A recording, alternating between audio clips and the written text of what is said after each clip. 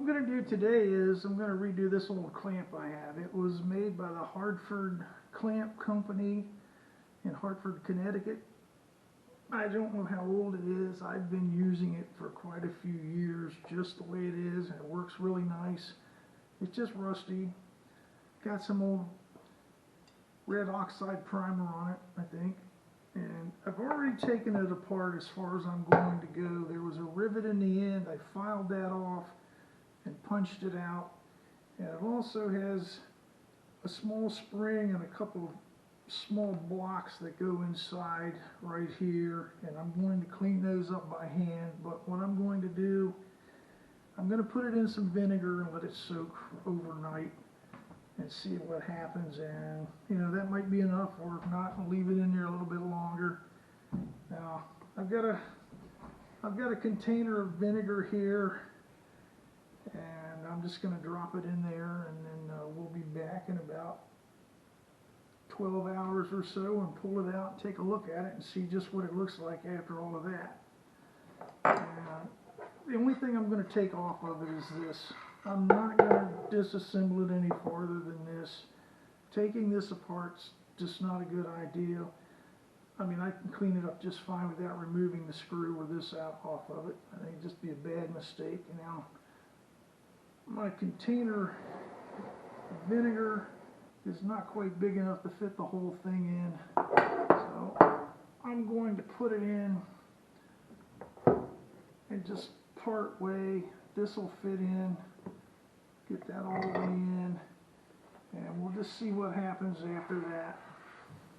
Now, it's been about 24 hours since I put the clamp in the vinegar bath, and it's doing pretty good. The bar actually has cleaned up really well.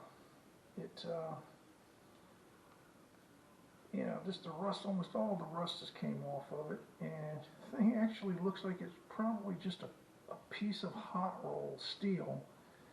Now, my container wasn't big enough to put the whole piece in, and that's why I just stuck half of it in. I'm going to flip it over and put the other end in, and not only that, this piece it's coming along pretty good. That it's probably going to need to stay in here another 6 hours or so, 6, 8 hours. And I'm going to leave it in another 6 hours or so, and I'll come back and look at it, and I'll scrub it off, you know, get some of the loose stuff off and see how it goes. But it's definitely going to need to be in there a little bit longer, but it's cleaning up pretty good. Now, I've taken the clamp out of the vinegar bath, and this piece was only in there 24 hours, and it cleaned up pretty good. But this piece, I left it in there for 48 hours, and it still has a bunch of stuff on it, and there's some paint on it, and maybe that's why it just didn't clean up any good as well. But it's at the point now where just, I think, you know, wire wheel and some sandpaper or whatever, it's just going to come down to just some elbow grease to finish cleaning it up. But it you know, the vinegar did a good job, and saved me a lot of sanding and messing around with the wire brush and stuff on it.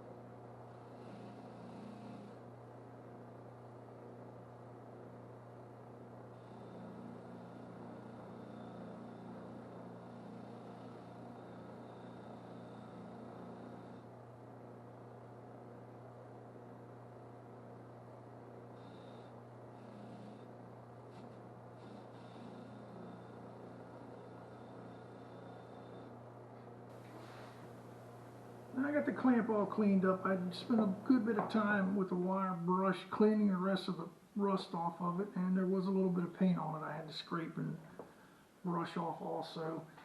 And I've taped it up for painting.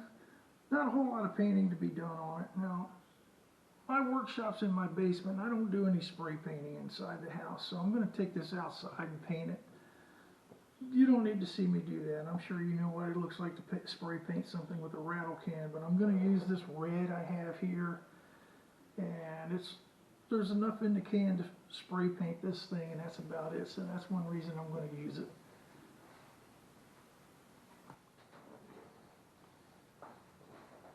Now I've got the clamp cleaned up and painted, and it's just a matter of putting it back together.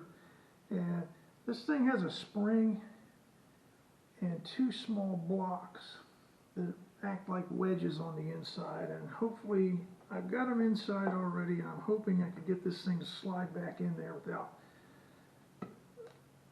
knocking them out of the way. And it may or may not work, I don't know. It's, I've already lost the one, so I'm going to have to figure out how.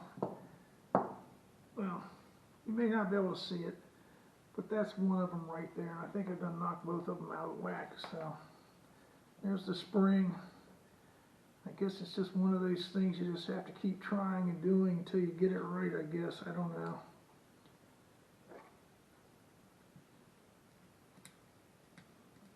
Let's see if I can do it. Not sure what's going on in there. You know, the spring goes on one side. One of the blocks is on one side and one's on the other, which that doesn't help any. It's kind of difficult to get them back in there.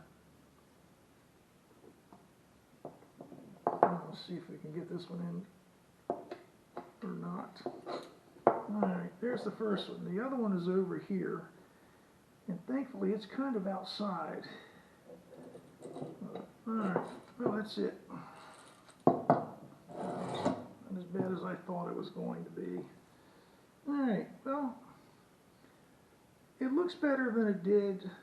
It won't work any better than it did before. I've used this thing for years when it was all nice and rusty and everything, and it worked just fine, and it'll continue to work just fine, just like it is. Now, when I took it apart, up here on the end there was a rivet right here, and I'm just going to put this spring in this little screw in here, tighten this nut up on it, and then I'm just going to pin the end over to take the place of the rivet. And it should work just fine. But there we go. That's got it, I think.